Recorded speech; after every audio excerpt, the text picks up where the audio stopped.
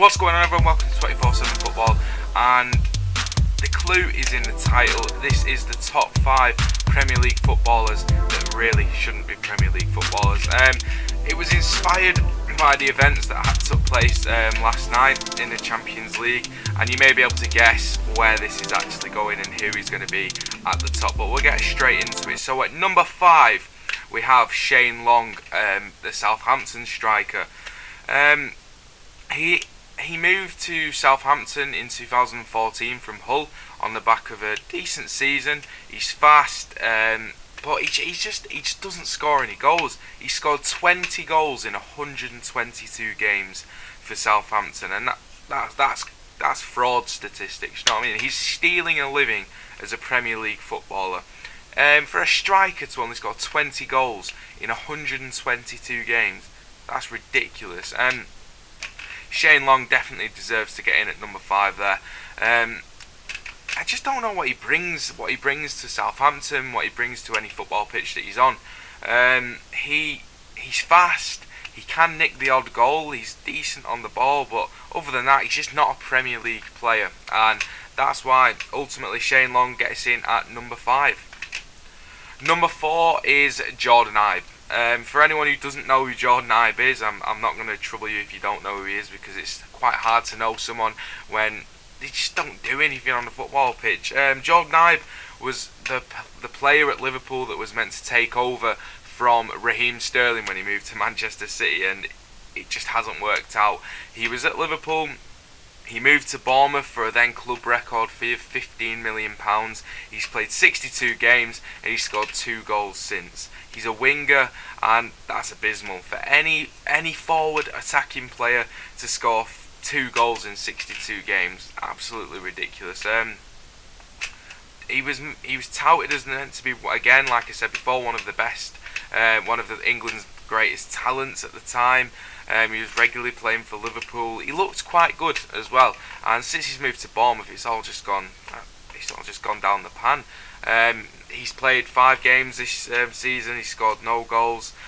He's fallen out of favour as well with Brooks and Fraser at Bournemouth. So he's just not a Premier League player in my opinion. He's a Championship player at best, and I think ultimately Bournemouth are definitely going to be looking to get rid of him soon. So yeah, he makes it at number 4. He could have been a bit higher up the order, but the next 3 players have been absolutely abysmal. And third on the list is Alvaro Morata. Wow. When he had United and Chelsea fighting over him, I really didn't see what the fuss was about. His statistics throughout his career are actually quite shocking for a striker who has gone for big money. At Real Madrid in his first stint, he scored 10 goals in 37 games. At Real Madrid, a star-studded team like that, I know a lot of them would have been off the bench. And then he got the move to Juventus, and with 63 games, he scored 15 goals. That's poor. He was one of the main starters at Juventus with players like Dybala playing up top. To only bag 15 goals, I thought that was a poor return for Morata. And then somehow Real Madrid came back. They executed their buyback clause, and they bought Morata back in 2016 for €30 million at the time. And again, 26. This is a bit better, to be fair. 26 games, and he scored 15 goals, which isn't bad considering he came off the bench for a lot of it.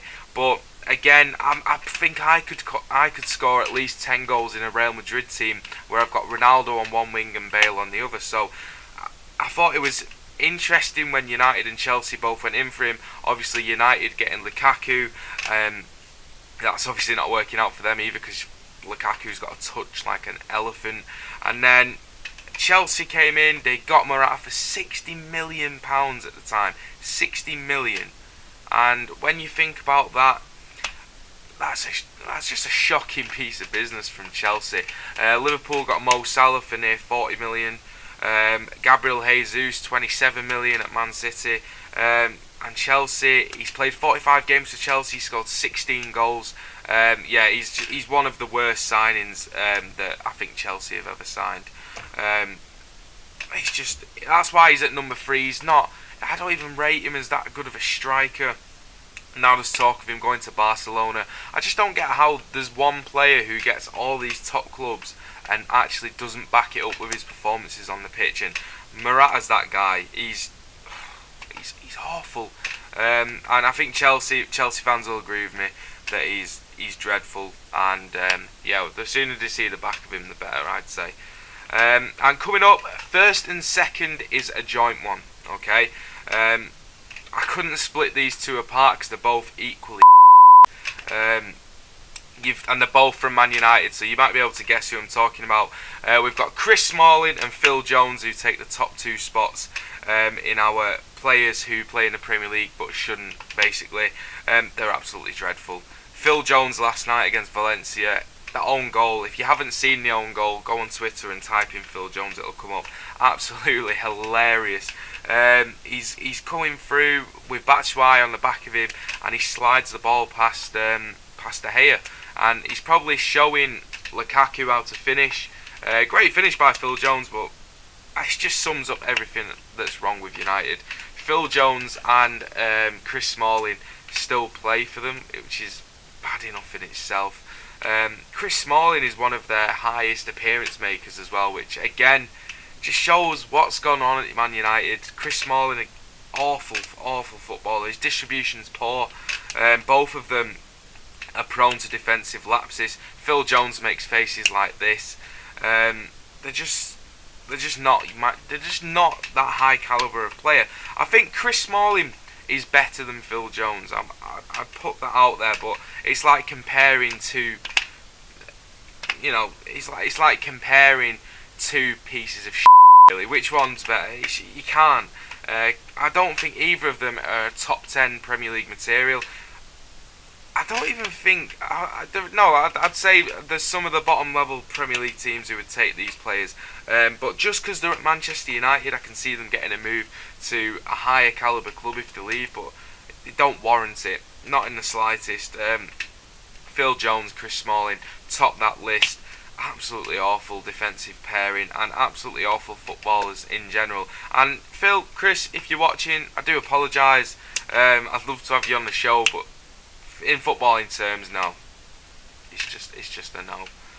So just a recap there. The top 5 footballers: Shane Long comes in at 5th, 20 goals in 122 games. Then we've got Jordan Ibe, Alvaro Morata, and our joint first and second, couldn't split the two, Phil Jones and Chris Smalling. So just thought I'd do a little video. I was inspired by Phil Jones' own goal yesterday, and there's definitely some players that are absolutely robbing a living.